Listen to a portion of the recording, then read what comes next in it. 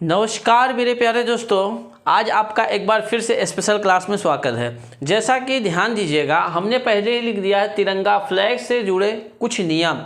ध्यान दीजिएगा, आज की क्लास हम तिरंगा के बारे में आपको अपने झंडे, अपने भारत के एक सबसे प्यारा, दुनिया का सबसे प्यारा जो झंडा है, अपने देश का झंडा है, उसके बारे में हम महत्वपूर्ण नियम समझाएंगे। ध्यान दीजिएगा, तुलना उसकी की जाती है जिसके बने में कोई चीज़ बना हो। तुलना उसी की जाती है ना कि भाई इनसे अच्छा है। तो जब अपने भारत से अच्छा कोई दुनिया में झंडे ही नहीं तो उसकी तुलना कब की जाती है? जब इसके जैसा कोई बना हो। तो अपने भारत माता की जय, अपने भारत माता के झंडे की तरह किसी का झंडा नहीं है, इसलिए तुलनीय नहीं है। अपना झंडा अतुलनीय है, इसकी तुलना ही नहीं की जा सकती। समझ में आया आपको? अपने भारत देश की तुलना ही नहीं की जा सकती किसी देश से। अपने तिरंगा सबसे ऊपर है। तो आज हम अपने तिरंगा के बारे में महत्वपूर्ण इतिहास देखेंगे कि कब से हमारा तिरंगा तैयार हुआ, अर्थ से पर तक कहाँ से कहाँ पहुँचा। हर तिरंगे से जुड़े आपका हर प्रश्न इस छोट क्लास में रहेगा। समझ में आया आपको हम पिंगली वकैया से लेके जवाहरलाल नेहरू से लेके आज नरेंद्र मोदी तक इसका चलन क्या हुआ, कब कैसे बना, सब के बारे में आज हम बताएंगे। झंडे में पहले कितने रंग होते थे? पहले जो चक्र है ना, अशोक स्तंभ से लिया गया है, उसके जगह पहले चरखे का चित्र था। उसके बाद फिर लाल, पहले झंडे में 2 रंग था, फिर सफ़ेद कब आया, इस सब के बारे में हम समझेंगे। इसके बाद आज हमारे देश में 15 अगस्त और 26 जनवरी मनाए जाते हैं। 15 अगस्त को झंडा कहाँ रहना चाहिए, 26 जनवरी को कहाँ से तिरंगा कराना चाहिए, 15 अगस्त को नीचे से ऊपर क्यों ले जाते हैं, 26 जनवरी को वहीं से क्यों फहराते हैं, इस सब के बारे में। पहले हमारे नियम नहीं था रात को झंडा फहराने का, लेकिन हमारे एक स्वतंत्रता अब नियम दे दिया गया कि आप रात को भी झंडा फहरा सकते हैं। अभी आप देखते होंगे इस सबसे जुड़े नियम आपको इस क्लास में सारी जानकारी आपको हम दे देंगे। ठीक है, आइए पहले हम स्टेप बाय स्टेप सीखते चलते हैं कि तिरंगा से जुड़े नियम कितने हैं। समझ में आया? आपको हर चीज़ की जानकारी मिल जाएगी। आपका इस क्लास के बाद कोई भी डाउट्स नहीं रह जाएगा। समझ में आया? अब आइए देखिए इतिहास क्या है। सबसे पहले हम पिंगली वकैया जी को देखते हैं। इन्होंने हमारे झंडे में सबसे महत्वपूर्ण भूमिका निभाई और इस बात का हम दुख भी प्रकट करते हैं कि जैसे इनको जो स्थान मिलना चाहिए था जो तिरंगे में, वो आज इनको नहीं मिला। इनको वो सम्मान मिलना चाहिए था क्योंकि असली यही है। अब ध्यान दीजिएगा, ये पिंगली वकैया नायडू जो थे कृषि वैज्ञानिक थे। इनका जन्म 2 अगस्त 1876 को हुआ था। 2 अगस्त 1876 को हुआ था। वर्तमान में आंध्र प्रदेश में था। कहाँ पे हुआ था भैया? आंध्र प्रदेश में। उस समय आंध्र प्रदेश में नहीं था शायद, अभी आंध्र प्रदेश में है। 2 अक्टूबर। अब ध्यान दीजिएगा, ये इन्होंने रेलवे में गार्ड, फिर लखनऊ में सरकारी, स्नातक करने के बाद ये कैम्ब्रिज यूनिवर्सिटी भी गए, वहाँ से भी पढ़ाई करके आए। तो ध्यान दीजिएगा, अब बात कहाँ से आती है? काकीनाड एक जगह है, काकीनाड ये कहाँ है भैया? आंध्र प्रदेश में है काकीनाड। समझ में आया? काकीनाड एक जगह है भैया। वहाँ पे आयोजित क्या हुआ था? भारतीय राष्ट्रीय कांग्रेस का अधिवेशन हुआ था वहाँ पे। तो अधिवेशन हो रहा था तो पिंगली वकैया ने खुद का राष्ट्रीय ध्वज होने की आवश्यकता का बल दिया। तो वहाँ पे वकैया नायडू भी थे, जो कांग्रेस का अधिवेशन हो रहा था। तो वकैया नायडू जी गए, बोले कि यार पिंगली वकैया जी जो गए, वहाँ पिंगली वकैया ने क्या बोला? काकीनाड में आंध्र प्रदेश में जब आयोजित हो रहा था भारतीय राष्ट्रीय क्रम में, तो उन्होंने बोला कि यार अपना खुद का एक राष्ट्रीय ध्वज होना चाहिए। समझ में आया आपको? क्या बोले? उसमें खुद को राष्ट्रीय ध्वज होना चाहिए। अब उनकी बात कौन सुने? तो उन्होंने ये बात कहा, तो इस पर गांधी जी थे, महात्मा गांधी, हमारे राष्ट्रपिता महात्मा गांधी जी को ये विचार बहुत पसंद आया कि यार किसी ने ऐसी बात की, तो ये विचार बहुत पसंद आया। अब क्या हुआ? बहुत पसंद आया। अब 5 साल बाद समझिए उस समय विचार आया, उस जैसे आज भी नहीं होती कोई योजना चलती तो इतना जल्दी तुरंत थोड़ी लग जाती, वैसे उस समय 5 साल बाद 1921 में महात्मा गांधी से वो फिर मिले और उन्होंने 1921 में 5 ईयर्स आफ्टर 5 ईयर्स मतलब 5 साल बाद उन्होंने गांधी जी से फिर मिले और उन्होंने क्या किया? अपने द्वारा बनाए गए डिजाइन को लाल और हरे रंग से बने हुए झंडा को दिखाया। समझ में आया आपको? वो किस में दिखाए थे भैया? लाल और लाल और हरा रंग, दो रंग थे सिर्फ, बस कितना, दो रंग, लाल और हरा रंग से बने उन्होंने डिजाइन दिखाया। किसको? महात्मा गांधी जी को, कि हमने ये डिजाइन बनाया। इसके बाद वो डिजाइन दिखाने के बाद कांग्रेस ने सारे अधिवेशन में झंडा प्रयोग किया। वो कांग्रेस जो थी उन्होंने इस झंडे को जो उन्होंने दिखाया, जितने भी अधिवेशन हुआ उसमें दिखाई, लेकिन ध्यान दीजिएगा कांग्रेस ने आधिकारिक तौर पे उसको स्वीकृति नहीं दी उस झंडे को, कि ये आधिकारिक तौर पे उसको स्वीकृति नहीं दी कि हाँ आप यही झंडा फहराइए। समझ में आया? तो इसी बीच जालंधर में हंसराज ने झंडे के चक्र चिन्ह लगाने का सुझाव दिया। एक जालंधर पंजाब में पड़ता है, ये जालंधर के हंसराज जी थे। हंसराज ने क्या किया, बीच में एक चक्र लगाने का उसमें दिया। जो झंडा था, जिस हिसाब से ये झंडा था लाल हरा था ये, ठीक है, लाल हरा। तो यहाँ पे क्या हुआ, हंसराज ने बोला यहाँ पे एक चक्र लगाया जाए। हंसराज जी ने, समझ में आया आपको इस चीज़ को? पंजाब के जालंधर हंसराज जी ने क्या किया, वहाँ पे एक चक्र लगाने। इसके बाद गांधी जी ने सुझाव पर पिंगली वकैया के सफ़ेद रंग को राष्ट्रीय ध्वज में शामिल करने के लिए कहा। इसके बाद गांधी जी के सुझाव पर पिंगली वकैया ने इस प्रतीक को, सफ़ेद रंग को राष्ट्रीय ध्वज में शामिल किया। एक सफ़ेद रंग उसमें शामिल किया, किसके कहने पे? गांधी जी के सुझाव पे। समझ में आया? गांधी जी के सुझाव पे उसमें एक सफ़ेद रंग का शामिल किया। शांति के प्रतीक, देखिए सफ़ेद क्या होता है भैया, ये सफ़ेद रंग जो होता है शांति का प्रतीक है, ये तो आपको पता है। तो शांति के प्रतीक के लिए उसमें क्या, झंडे में क्या हुआ भैया, ये सफ़ेद रंग यहाँ पे जोड़ा गया। तो कहा नहीं जाता सफ़ेद रंग कौन दिया, तो महात्मा गांधी जी। 1931 में कांग्रेस ने स्वीकार किया। बाद में राष्ट्रीय ध्वज में इस तिरंगे के बीचे बीच चरखे की जगह अशोक स्तंभ। जब 1931 में, उस समय क्या हुआ, जो चक्र लगा था गांधी जी का जो चरखा था ना, उसका चिन्ह इसमें लगा दिया गया था। लेकिन 1931 में कांग्रेस ने स्वीकार किया। बाद में राष्ट्रीय ध्वज में इस तिरंगे को बीचों बीच चरखे की जगह अशोक चक्र की जगह ली।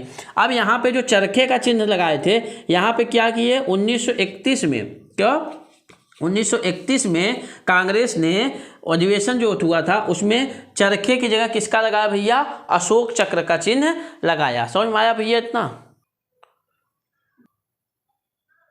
देखिए भैया, कई जैसे इतिहास जब होते हैं ना, कई चीज़ जानते हैं उस पर मतभेद रहता है। कई हुआ था, गांधी जी ने सबसे पहले 1921 में, गांधी जी ने क्या किया, 1921 में अधिवेशन में अपने कांग्रेस के अपने झंडे की मांग की थी, बात की थी, या पिंगली वकैया जी से 1921 में, कहते हैं सब लोग कहते हैं कि 1921 में क्या किए थे गांधी जी ने, अपने कांग्रेस की सर्वप्रथम झंडे की मांग किए थे। उस समय कितने रंग थे, दो रंग थे। कितना भैया, जब आप झंडा बना था तो उस समय कितना था, दो रंग था। आपको पहले पता है भाई, लाल हरा, लाल और हरा। अब लाल रंग क्या बोले थे, लाल रंग हिंदुओं के लिए है, लाल रंग किसके लिए, हिंदुओं के लिए, और हरा जो है वो किसके लिए है भैया, मुस्लिमों के लिए। समझ में आया, मुस्लिमों के लिए लाल रंग जो है हिंदुओं के लिए है और हरा रंग मुस्लिमों के लिए। अब ध्यान दीजिएगा, और मुस्लिमों के लिए बीच में एक चक्र था। अब बाद में, अब जो बीच में यहाँ क्या था भैया, एक चक्र था। जब बाद में जो अब यहाँ पे सफ़ेद रंग जोड़ा गया ना, एक शांति का प्रतीक सफ़ेद रंग, इसको बोले कि अन्य धर्मों के लिए। किसके लिए, जो भारत में अन्य धर्मों के लिए हैं, सबसे ज़्यादा ये दोनों थे। तो अब ये क्या हुआ, सफ़ेद रंग क्या हुआ, अन्य धर्मों के लिए। ध्यान दीजिएगा, पहले झंडे का बहुत होता था। झंडा कभी सिर्फ खादी कपड़ों से बनता था। खादी कपड़ा देखे होंगे आप लोग, जो बुनाई में बेहद दुर्लभ होती थी, हाथ से बुनाई होती थी। और ये कहाँ होता था भैया, ये धारवाड़, ये नहीं सबसे पहले कि एक ही जगह बनते थे, ये पहले धारवाड़ कर्नाटक में, धारवाड़ के कर्नाटक में ही होता था। समझ में आया, खादी की बुनाई होती थी, वहीं से पूरा झंडा सप्लाई होता था। समझ में आया। और जबकि हुबली जो था, यहीं पे एक है हुबली, एक लाइसेंसी था, एक लाइसेंसी इसे मिला था कि ये बना सकता है भारत का झंडा। समझ में आया, ये सब पहले पूरे भारत में नहीं बनता था, वहीं एक धारवाड़ में बनता था। और अगर लाइसेंसी की बात करें तो हुबली में एक लाइसेंसी इसका बनाने का कारखाना था। समझ में आया। तो इसमें जो सामान लगता था झंडे में, जानते हैं पहले जब ऐसा थोड़ी बन जाता था कि हाँ झंडा बना दे, जैसे आज बन गया ले जाइए सब दुकान में। पहले झंडा बनता था, उसकी जांच होती थी, जो BI एक संस्था थी उसकी जांच करती थी कि इसमें जो सामान लगा है सही है कि नहीं। बनने के लिए जो जा रहा है उसके लिए भैया जो बनने के लिए जा रहा उसकी जांच होती थी कि ये पहले सही है कि नहीं सही है।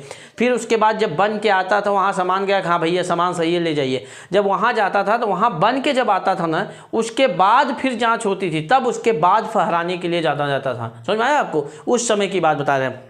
अब कहा जाता है कि प्रथम चित्रित जो 1904 में विवेकानंद की शिष्या, प्रथम चित्रित जो है 1904 में स्वामी विवेकानंद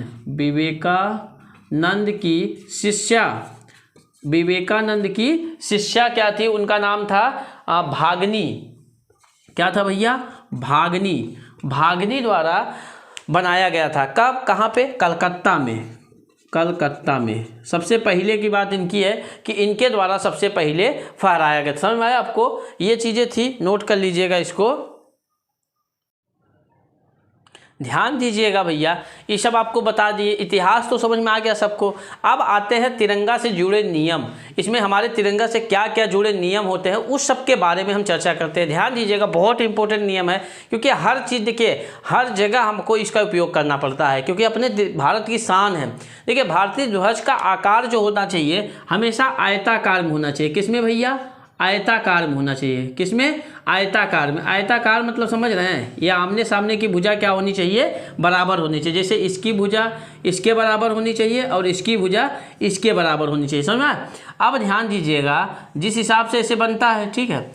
अब यहाँ पे जो ये चक्र होता है, ठीक है, इसमें कितने चित्र रहते हैं? 24 चक्र होते हैं ना भैया? कितने होते हैं? 24। अब ध्यान दीजिएगा, इसकी आकृति, इसका अनुपात कितना होना चाहिए? मतलब 3:2, मतलब लंबाई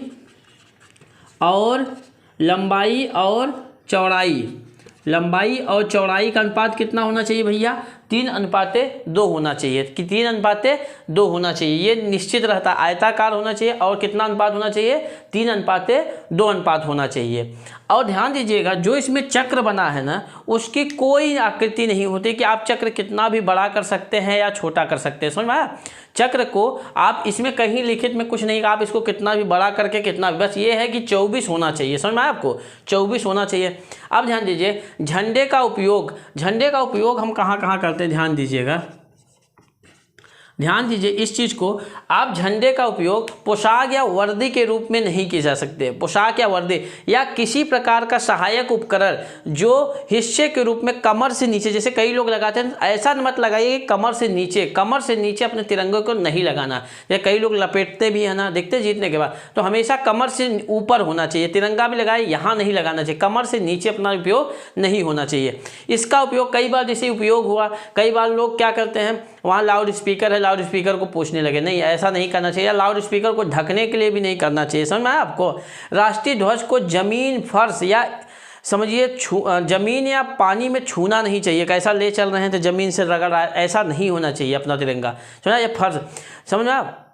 किसी भी झंडे को या झंडे का राष्ट्रीय ध्वज ऊंचा या उससे ऊपर या अगल बगल नहीं लगाया जाता। ध्यान दीजिएगा, जैसे और न ही जैसे कभी कभी जैसे मान लीजिए अपना तिरंगा लगा है, ठीक है भैया, ये अब मान लीजिए आप यहाँ पे क्या किए, अपना कोई धार्मिक झंडा लगा के इससे ऊपर कर दीजिए, तो हमेशा उसके साथ में कभी भी इससे ऊपर आप धार्मिक झंडा नहीं लगा सकते हैं, या फूलों की माला या कुछ भी ऐसे जगह नहीं लगा सकते जहाँ पे आपको हमारा झंडा नीचे होना चाहिए। समझ में आया?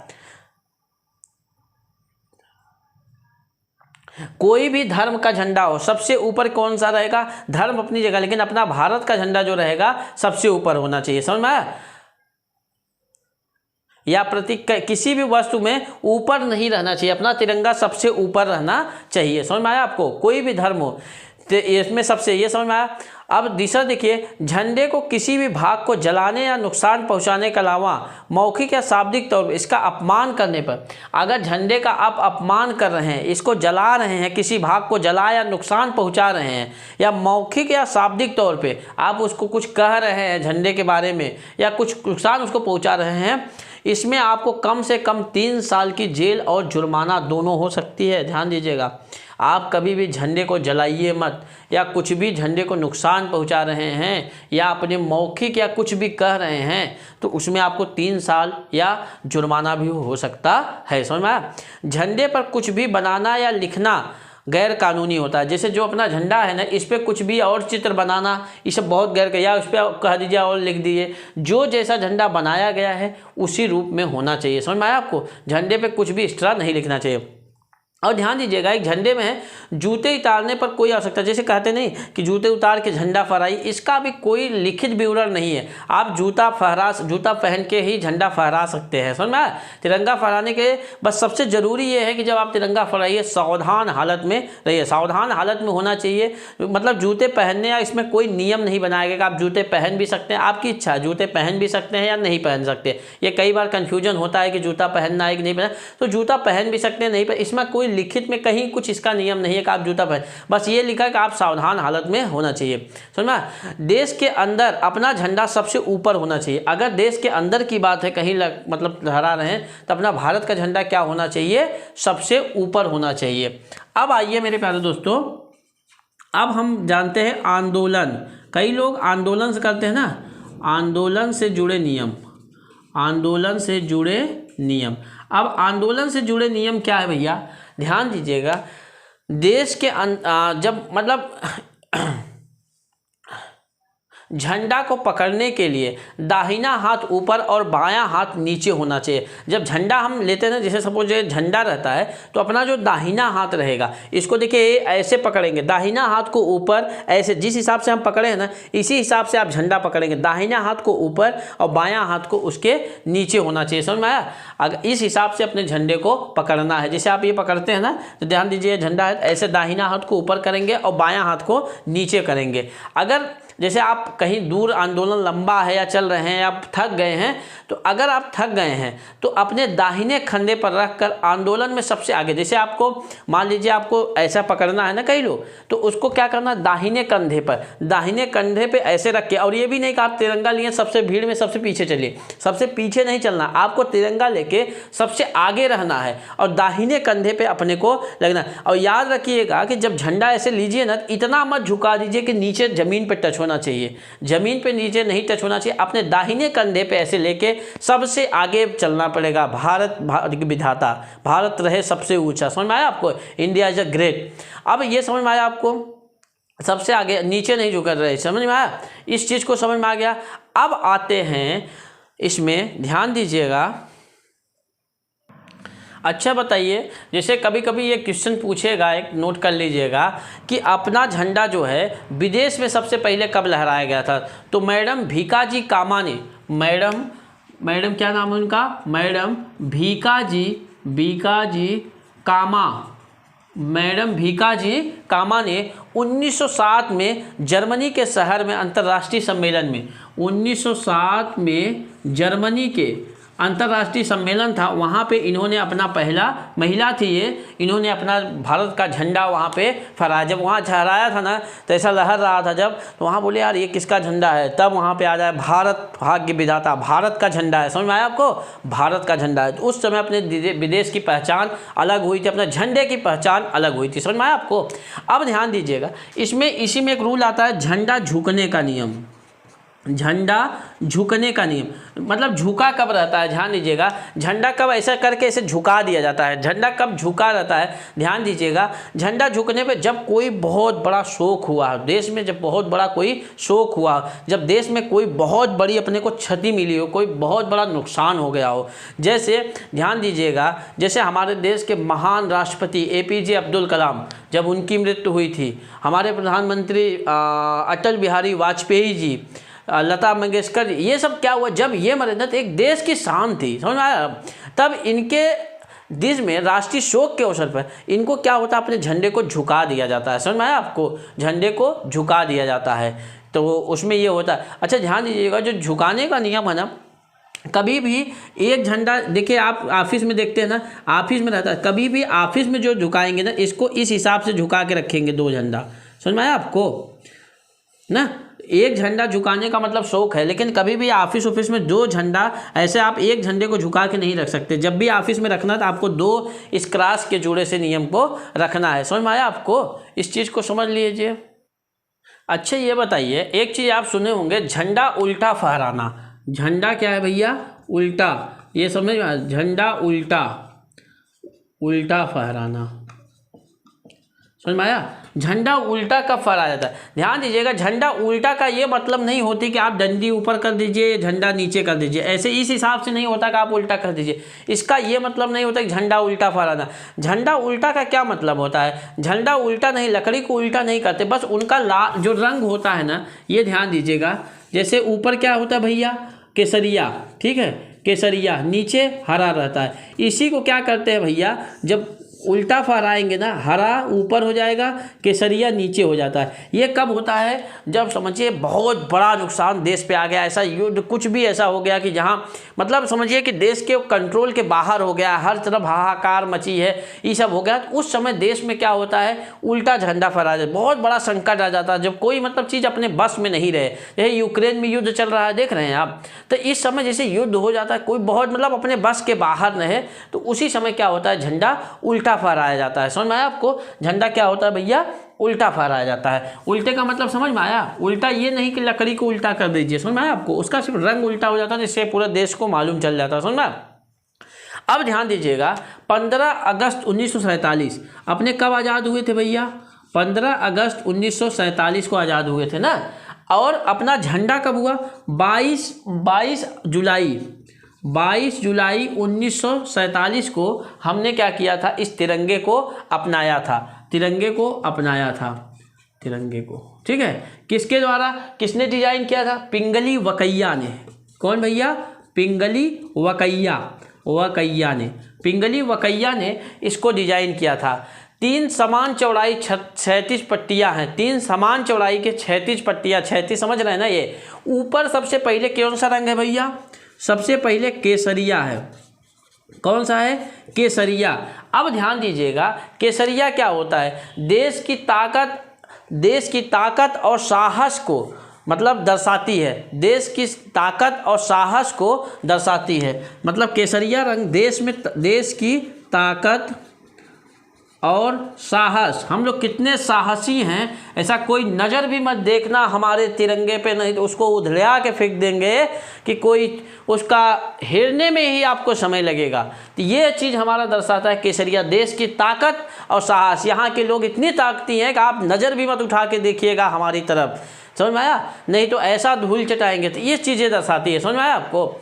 अब ये क्या होता है, देखिए श्वेत एक होता है, श्वेत समझ रहे हैं, श्वेत जो सफ़ेद पट्टी है, यह मतलब शांति और सत्य का प्रतीक है, हर धर्म का प्रतीक है, समझ में आया। श्वेत शांति का है, हम लोग बहुत शांत है, जब तक कोई खुदेड़ेगा नहीं हम उठेंगे नहीं, लेकिन जिस दिन जगा दिया उस दिन बता देंगे मिट्टी में मिला के, समझ में आया। तो श्वेत धर्म किसका, शांति का प्रतीक है और सत्य का प्रतीक है। हम लोग सत्य लोग हैं, हम लोग किसी को बेवजह परेशान नहीं करते, लेकिन उसके बाद अगर कोई देश जाए, जो देश हो, आके अगर टच किया भी तो उसको हम धूल में मिला देंगे, समझ में आया आपको।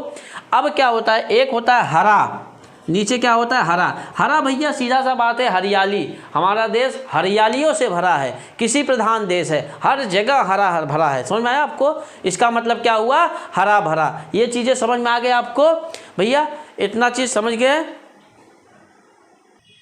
ध्यान दीजिएगा, अभी एक नया नियम इसमें संशोधन हुआ था, रात में फहराया जा सकता है झंडा, अपना भारत का झंडा रात में भी फहराया जा सकता है, रात में भी फहराया जा सकता है झंडा भैया।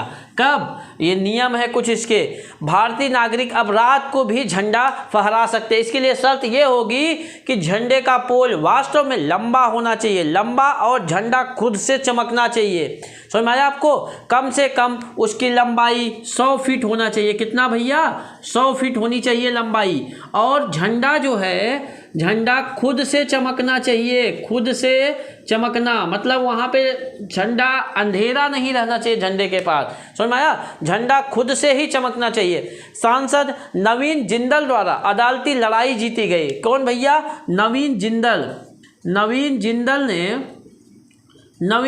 ने 2009 में एक लड़ाई जीती, उसमें अनुमति मांगी थी कि 100 फीट या उससे ऊंचे पोल पर स्मारक में दिन और रात में झंडा फहराया जा सकता है। तो उसमें अदालत ने मुहर मार दी कि आप झंडा को फहरा सकते हैं, दिन और रात को भी फहरा, लेकिन उसकी लंबाई 100 फीट से ऊपर होना चाहिए और झंडे में खुद ही चमकना चाहिए। ध्यान दीजिएगा, आप स्टेशन पे देखिएगा झंडा लगा है, वहाँ पे लाइट लगा दी जाता है, चाहे हमारा तिरंगा रात को भी चमकता रहे। कोई विदेशी वहाँ हवाई जहाज में बैठ के देखे तो हाँ भारत का झंडा चल रहा है। लेकिन ये जानते हैं जब नवीन जिंदल ने क्या किया था 2009 में इन्होंने किया, तो उसमें जैसे आज भी मलेशिया है, जॉर्डन है, अबू धाबी है, उत्तर कोरिया आदि देशों में रात में झंडे लगाए जाते हैं। तो इसी के तर्ज पे नवीन जिंदल ने उनमें 2009 में अदालती कार्रवाई करने के बाद अदालत ने मुहर मार दिया कि आप भी झंडा रात को फहरा सकते हैं। समझ में आया आपको? अब आ जाइए, आपको महत्वपूर्ण नियम लास्ट में देख लीजिए। 15 अगस्त और 26 जनवरी 15 अगस्त और 26 जनवरी को झंडा कैसे फहराया जाता है, समझ में आया आपको भैया? 15 अगस्त और 26 जनवरी 15 अगस्त और 26 जनवरी 15 अगस्त को क्या बोलते हैं भैया? स्वतंत्रता दिवस। और 26 जनवरी को गणतंत्र दिवस। समझ में आया आपको? गणतंत्र, जिस दिन हमारा सब कुछ लागू हुआ उसे हम कहते हैं 26 जनवरी। जिस दिन हमको आज़ादी मिली उसे 15 अगस्त स्वतंत्रता दिवस कहते हैं। 15 अगस्त 1947 को हमारा देश क्या हुआ भैया? आज़ाद हुआ। 26 जनवरी 1950 को हमारा संविधान लागू हुआ। ध्यान दीजिएगा, जब 15 अगस्त को इसको रस्सी के सहारे ऊपर खींचा जाता है, फिर फहराया जाता है। ध्यान दीजिएगा, जब 15 अगस्त होता है ना भाई, 15 अगस्त को हमारा देश क्या था भैया? आज़ाद हुआ था, आज़ाद हो रहा था धीरे धीरे। समझ में आया? सब चीज़ लागू नहीं हुए थे। तो उस दिन क्या होता है भैया? इस झंडे को धीरे धीरे, देखिए ध्यान दीजिएगा, पहले झंडे को ऐसा बांधा जाता है, फिर यहाँ रस्सी से ये ऊपर खींचा जाता है। समझ में आया आपको? ऊपर खींच के तब यहाँ पे लहराया जाता है अपना तिरंगा। समझ में आया आपको? 15 अगस्त के दिन अपना झंडा रस्सी के सहारे पहले ऊपर खींच के तब उसके बाद फहराया जाता है। समझ में आया? इसे क्या कहा जाता है? ध्वजारोहण। क्या कहा जाता है भैया? ध्वजारोहण। कब कहा जाता है? 15 अगस्त को। 15 अगस्त को आप ध्वजारोहण करते हैं, इसको नीचे के सहारे किया जाता है। प्रधानमंत्री दिल्ली के लाल किले से, कहाँ से भैया? प्रधानमंत्री हमारे नरेंद्र मोदी जी कहाँ से? दिल्ली के लाल किले से फहराते हैं। कहाँ से? दिल्ली के लाल किले। हमारे भारतीय प्रधानमंत्री दामोदर नरेंद्र दास मोदी जी लाल किले से इस झंडे को फहराते हैं। ऐसे नीचे मतलब रस्सी के सहारे खींचा जाता है, उसके बाद फहराया जाता है। समझ में? गणतंत्र दिवस पे किसी स्वतंत्रता दिवस की किसी को मतलब बुलाया नहीं जाता। जब भी 15 अगस्त को जब मनाया जाता है स्वतंत्रता दिवस के, किसी स्वतंत्रता दिवस पे बुलाया नहीं जाता। अब ध्यान दीजिए, 26 जनवरी को झंडा पोल के शीर्ष पर बंधा रहता है।